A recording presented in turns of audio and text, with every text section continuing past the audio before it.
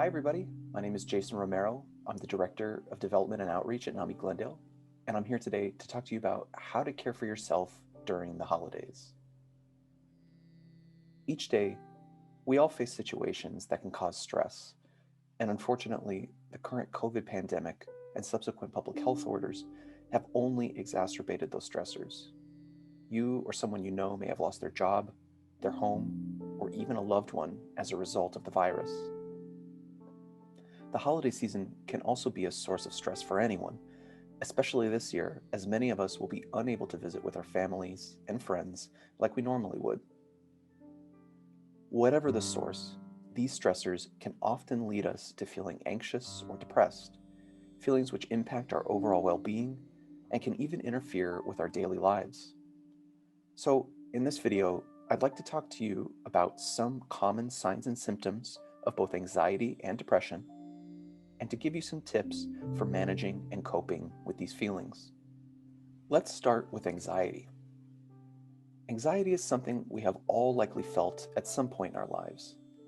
Things like making a presentation at work, driving in traffic, meeting someone for the first time, hosting a big family event, or thinking about uncertainty in our lives can all elicit an anxious reaction.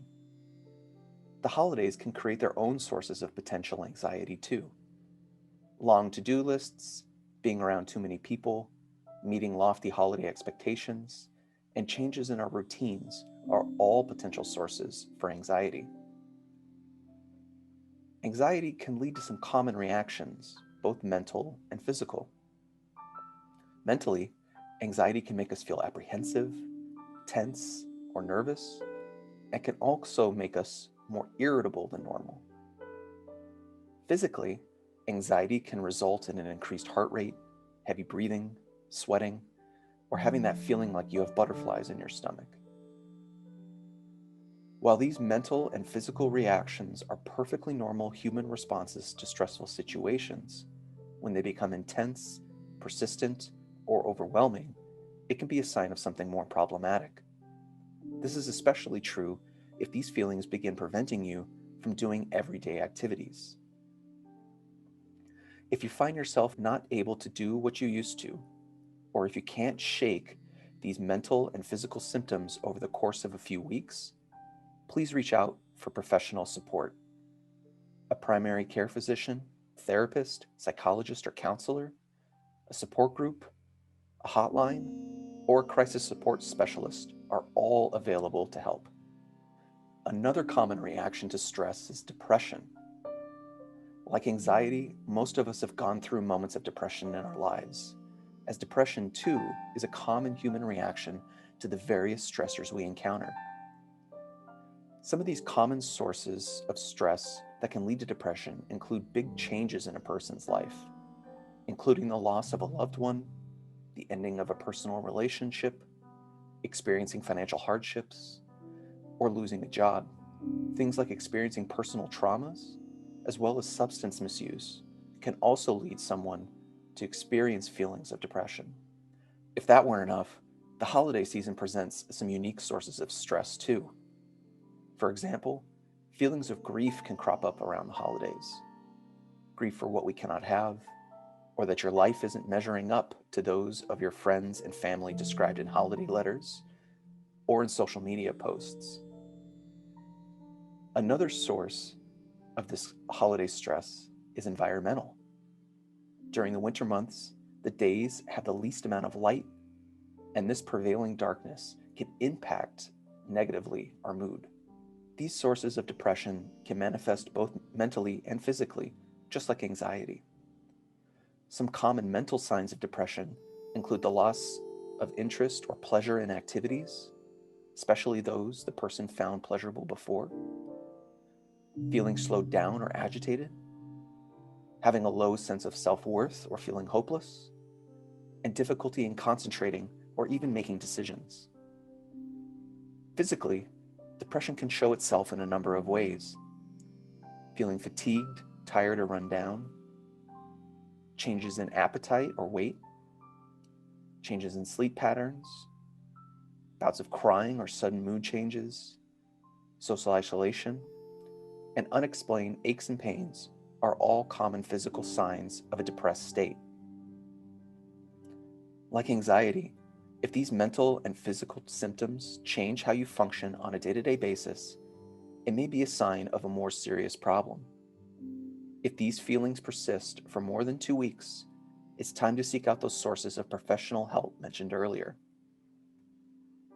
If there are thoughts of suicide which start appearing, do not wait to act.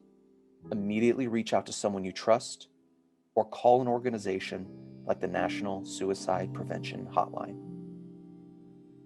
For the majority of individuals, these common mental and physical symptoms of anxiety and depression are not permanent states. But that doesn't mean you should just ignore them or try to wait them out. Thankfully, there are many strategies you can utilize to help cope, both throughout the year and during the holidays. I want to highlight a few in particular that you might find useful. Feelings of anxiety or depression are often internalized, as we may not want to alarm or burden those in our lives with what we are going through. However, talking about how you feel with someone can make a big difference. To start, seek out someone you trust, like a family member, a friend, a neighbor, a coworker, or a member of your faith community, and ask them to just listen. Sometimes simply giving voice to our stressors can lessen their mental and emotional impact. Similarly, if you notice someone in your life demonstrating signs of anxiety or depression, don't be afraid to start a conversation with them. Let the person know what you have noticed, remind the person that you care about them, and ask the person if they want to talk about it. Even if the person says no, at least they know they can talk to you about it when they are ready to open up. Research has shown that physical activities have numerous benefits for our emotional well-being. That happens through the release of endorphins and other neurotransmitters in the brain. These activities also provide us with the opportunity to redirect our attention away from stressors that may be causing problems. Walking or jogging around your neighborhood or at a park will get you out in the sun and fresh air. Gardening can also accomplish that same goal. If going outside isn't an option, a perfect indoor alternative is yoga or even basic stretching. You can find free exercise routines online or through a search on YouTube.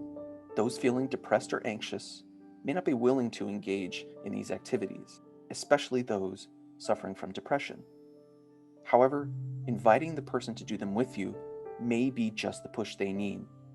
This time together gives you the opportunity to talk about what you have noticed and what you see with someone that you care about, and also gives that person the opportunity to share what they're going through with you too.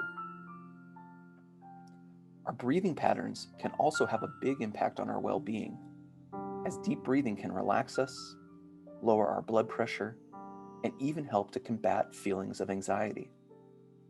One deep breathing technique you can practice on your own is called diaphragmatic breathing. Most of us are shallow breathers. That means we breathe from the top of our lungs, which causes our shoulders and chest to rise and fall. However, breathing from our diaphragms, the large dome-shaped muscle below our lungs, can help us use the full power of our breath. It takes a bit of practice, but diaphragmatic breathing is something you can do pretty much anywhere you are. To practice, start by sitting down with your feet on the floor. Place one hand on your chest and the other hand on your stomach. Then, take a deep breath through your nose, keeping your mouth closed, and imagine that you have a balloon in your stomach which you're trying to inflate. As you inhale, slowly, push your stomach out and hold it for a second or two when you hit the top of your breath. Then, as you exhale slowly, pull your stomach in. If the hand that was on your stomach moved, way to go! You're breathing diaphragmatically. If the hand on your chest moved, keep trying to inflate and deflate that balloon on your stomach. For additional relaxation, try counting while you breathe diaphragmatically. Breathe in for a count of 4, hold your breath for a count of 4, and then exhale for a count of 4. Again, remember to inhale and exhale through your nose. If you'd like some further practice, head to YouTube and simply search NAMI diaphragmatic breathing, and you should be able to find a really helpful guide to walk you through the process more. While those last 3 strategies are useful at any time during the year, there are a few other coping strategies I'd like to share to help you manage holiday-related stressors. During this time of year, it can be easy to feel overwhelmed with all the responsibilities and expectations the holidays can throw our way. That's especially true this year due to COVID, as public health guidelines have complicated regular holiday activities. So this year, look to keep things simple and also be okay with saying no. For example, if dressing a 10-foot tree and decorating both the inside and outside of your home from top to bottom sounds too daunting, that's okay. Pare things down by just putting up a handful of decorations, or by swapping your regular sized tree for a smaller one. Do you host or attend a holiday bash? This year, maybe set that bash aside. Instead, use that time to let your family and friends know just how much you care about them. You can write them a card, send them an email, or even give them a call. The better we can become with lessening our expectations, and even with saying no, the less stress we will put on ourselves and the better off we'll feel in the long run. A similar strategy to the previous one is to focus on just 1 or 2 of the holiday-related activities which make you the happiest. Whatever it is that makes the holidays most meaningful for you, put your energies into it rather than spreading yourself too thin.